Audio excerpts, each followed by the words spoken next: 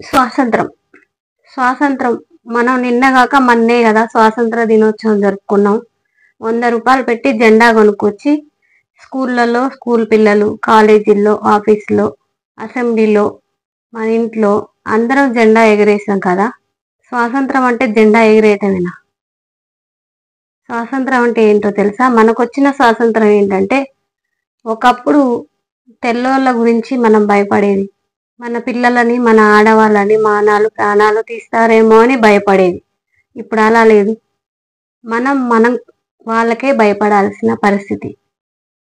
ఇంట్లో, ఆఫీస్లో, స్కూల్లో, కాలేజీలో, ఎక్కడైనా ఎక్కడికి వెళ్ళినా మన వాళ్ళను చూసి మనమే భయపడాల్సిన పరిస్థితి. అదే మనకు వచ్చిన స్వాతంత్రం. నిన్నగాక మొన్ననే కదా మనం జెండా పండుగ చేసుకున్నాం. కోల్కత్తాలో ఒక డాక్టర్, ఎంబీబీఎస్ డాక్టర్ అమ్మాయి చాలా కష్టపడి అన్ని గవర్నమెంట్ కాలేజీల్లో సీట్ కొట్టి మంచిగా ఉత్తీర్ణత అయ్యి పాస్ అయ్యి డాక్టర్ అయిన అమ్మాయి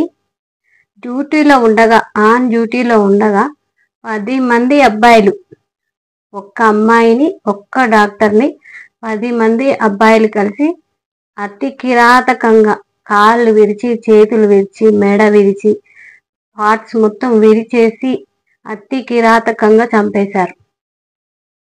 ఇంకెక్కడుంది మన స్వాతంత్రం? ఇది మన స్వాతంత్రం అన్నామా? అనాలా? ఇప్పుడు ఆ ఆంగ్లేయులనైతే మన ఫ్రీడమ్ ఫైటర్స్ అంతా కష్టపడి వాళ్ళని తరిమి కొట్టారు కదా. మరి ఇప్పుడున్న ఈ పరిస్థితుల్లో, ఈ సొసైటీలో ఇలాంటి వాళ్ళని ఎవరు తరిమి కొడతారు? ఎక్కడికి కొడతారు? ఎంతమందిని కొడతారు? ఎవరని చెప్పండి. మన పక్కనే ముసుగులు వేసుకు ఉన్న వాళ్ళని ఎవరు ఏమి చెయ్యలేరు. అందుకని మనం తల్లులే ఏదన్నా ఒకటి చేయాలి. తల దించుకొని వెళ్ళమ్మా అని అమ్మాయికి చెప్పడం కాదు, తల దించుకునే పరిస్థితి తేవద్దు అని అబ్బాయికి చెప్పి పెంచాలి.